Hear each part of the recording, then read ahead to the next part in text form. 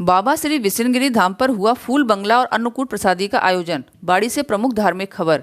विशनगिरी बाबा के धाम पर फूल बंगला और अन्नकूट प्रसादी का आयोजन 27वां भंडारा आज 7 जनवरी गुरुवार को संपन्न हुआ। सेवा समिति के सदस्य पार्षद संगीत शर्मा एवं पवन बंसल ने बताया, सेवा समिति के सभी सदस्यों द्वारा हर वर्ष की भांति 27वां भंडारा संपन्न हुआ। सेवा समिति के सदस्य टिंकू गोयल ने बताया, हर वर्ष की भांति इस वर्ष सेवा समिति के सभी सदस्यों द्वारा कल शाम से बाबा के स्थान पर पहुंचकर सभी सदस्यों का अन्नकूट प्रसादी बनवाने एवं वितरण करने में सहयोग रहा।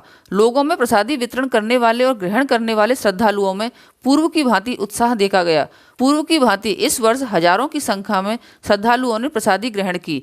आयोजन कमेटी के संगीत शर्मा, धर्मेंद्र परमार, मयंक गर्ग, मोहित गोयल, रॉकी प्रजापति, त्रिलोकी कुशवाहा, पवन सोनी, दीपक सोनी, विजय सोनी, सतीश खेमरिया, इस्ताक खान, लल्लू गुर्जर, विनोद प्रजापति, पवन बंसल, हरनाम सिंह, लाला गोयल, मुकेश मित्तल, अजय मीणा, नजर भाई, अभिषेक बंसल, राम अवतार मित्तल, कुंवर पप्पू कुशवाहा, टिंकू गोयल, सचिन मित्तल, प्रेम सोनी, सरमथुरा, कान्हा शर्मा समेत कार्यकर्ताओं ने अन्नकूट व्यवस्था में अहम भूमिका निभाई। बाड़ी से पत्रकार कान्हा किदरपुरिया की खास रिपोर्ट। भारतीय किसान यूनियन के प्रदेश उपाध्यक्ष वीरेंद्र सिंह बघेल ने ग्रामीणों के साथ की जनसुनवाई। धौलपुर से पुष्पेंद्र बघेल की खास रिपोर्ट। भारतीय किसान यूनियन के प्रदेश उपाध्यक्ष वीरेंद्र सिंह बघेल ने क्षेत्र का दौरा किया तथा जनसुनवाई की, जिसमें कश्यप समाज के किसानों ने शिकायत की कि हमारे खेतों में आवारा गाय बेजार घुस जाते हैं और हमारे खेतों की फसल को बर्बाद कर देते हैं। राशन डीलर हम गरीबों को राशन गेहूँ नहीं देते हैं और काफ़ी समय से नहीं दिया। कह देते हैं कि राशन गेहूं खत्म हो गया है, जबकि कमरों में भरा रहता है, जिसकी कालाबाजारी करते हैं। साथ ही गाय भैंसों बेजारों के लिए गौशाला बनवाई जाए ताकि हमारे खेतों में नुकसान ना हो, ना फसल बर्बाद हो। हमारे खेतों में कभी पानी मिलता है, कभी नहीं मिलता। पानी की पर्याप्त व्यवस्था की जाए। प्रदेश उपाध्यक्ष वीरेंद्र सिंह बघेल ने किसानों की सभी समस्याओं को ध्यान से सुना तथा कहा, मैं केंद्र सरकार से आपकी समस्याओं की बात रखूंगा। शिकायत करने वालों में शेरा कश्यप, लक्ष्मण कश्यप, उघड़ कश्यप, राजेंद्र सिंह एवं अनेक माता बहनें ग्रामीण किसान मौजूद रहे।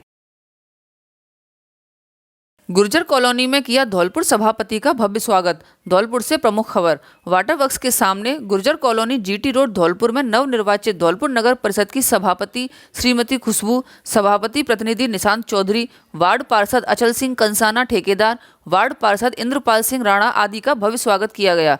कार्यक्रम की अध्यक्षता जंडेल सिंह वकील ने की व कार्यक्रम का संचालन यदुवीर सिंह पटवारी ने किया। स्वागत करने वालों में राजेंद्र सिंह, पंजाब सिंह, गजराज सिंह, मान सिंह, गिरिराज, हरी सिंह, भारत सिंह गुर्जर, गंगाराम गुर्जर, ओम प्रकाश, गुमान सिंह, राम रतन अग्रवाल आदि मौजूद रहे।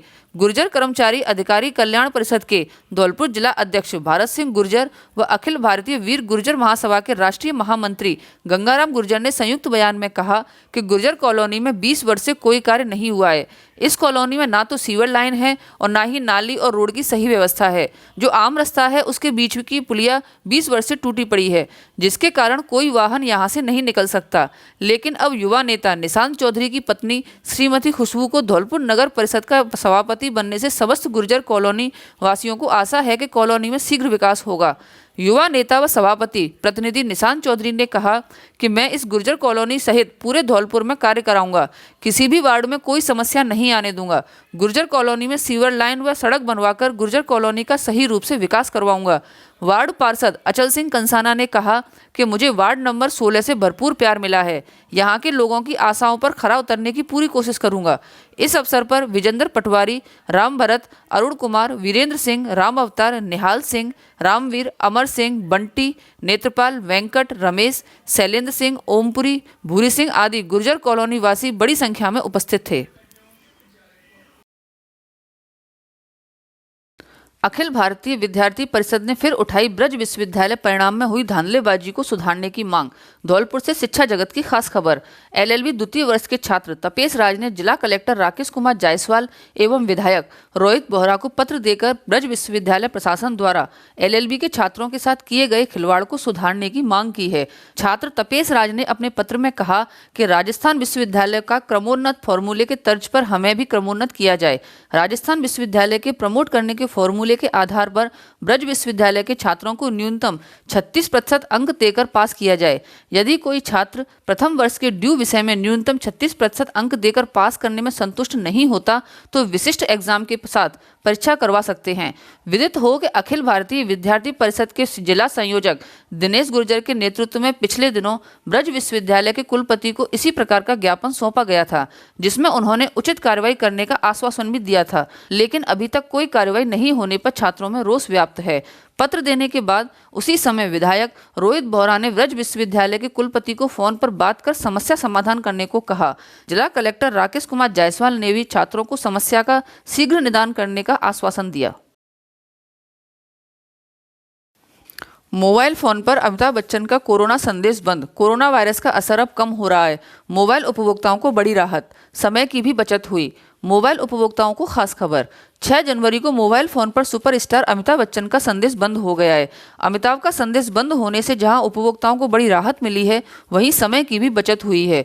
कोरोना वायरस के प्रति लोगों को सावधान करने के लिए सरकार ने मोबाइल फोन पर अमिताभ बच्चन का संदेश प्रसारित करने का प्रावधान किया था।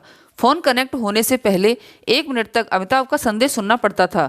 संदेश समाप्त होने के बाद ही दूसरे व्यक्ति को रिंगटोन सुनाई देती थी। यदि किसी व्यक्ति को कई व्यक्तियों से बात करनी होती थी तो उसे हर बार अमिताभ का संदेश सुनना पड़ता था। बार बार एक ही आवाज और एक ही संदेश सुन सुनकर लोग चिड़चिड़े भी हो गए थे। कनेक्टिविटी की परेशानी की वजह से लोगों की बात होना पहले से मुश्किल हो रहा था। उस पर 1 मिनट का संदेश और परेशानी बढ़ा रहा था। लेकिन अब मोबाइल उपभोक्ताओं को कोरोना संदेश से राहत मिल गई है। 6 जनवरी को उपभोक्ताओं को तब आश्चर्य हुआ जब फोन कनेक्ट होने पर अमिताभ बच्चन की आवाज सुनाई नहीं दी। डायल करने के बाद सीधी रिंगटोन सुनाई दी। हालांकि इस संदेश को लेकर उपभोक्ताओं ने ऑपरेटर कंपनियों से शिकायत भी की थी, लेकिन सरकार के दिशा निर्देशों के तहत कंपनियों को कनेक्टिविटी से पहले कोरोना का संदेश प्रसारित करना जरूरी था। इसमें कोई दो राय नहीं है। जब लोगों को जागरूक करने की जरूरत थी तब ऐसा संदेश प्रसारित करवाया गया, लेकिन इस व्यवस्था में सुधार की गुंजाइश है। संदेश का असर 1 या 2 बार में हो सकता है। जिस पर असर नहीं होना है उसे 100 बार सुनाने पर भी कुछ नहीं। रेता ट्रैक्टर के द्वारा पुलिस पार्टी पर हमले के आरोपियों को जिला कोर्ट ने सुनाई सजा। धौलपुर जिला न्यायालय से प्रमुख खबर। लोक अभियोजक पीपी सुजीत लहचौरिया ने घटना का विवरण देते हुए बताया कि दिनांक 24 जनवरी 15 को एएसआई जानकी नंदन अपने साथ अरविंद, अशोक, मुकेश के साथ बोगीरान कॉलोनी में गश्त पर थे। तभी जानकी नंदन एएसआई को मुखबिर से सूचना मिली कि एक ट्रैक्टर बिना नंबरी चंबल बजरी का भरा हुआ मचकुंड रोड से होते हुए निकल रहा है। एएसआई मैं जाब्ते के जैसे ही हाथ देकर इशारा करके रोकने की कोशिश की तो मुलजिम ने एएसआई मैं जाब्ते को जान से खत्म करने के आशय से पूरी पुलिस पार्टी पर चिल्लाया कि अभी जान से खत्म करता हूं, और इतना कहकर ट्रैक्टर की स्पीड और बढ़ा दी, जिसमें पूरे जाब्ते ने सड़क से नीचे कूदकर जान बचाई।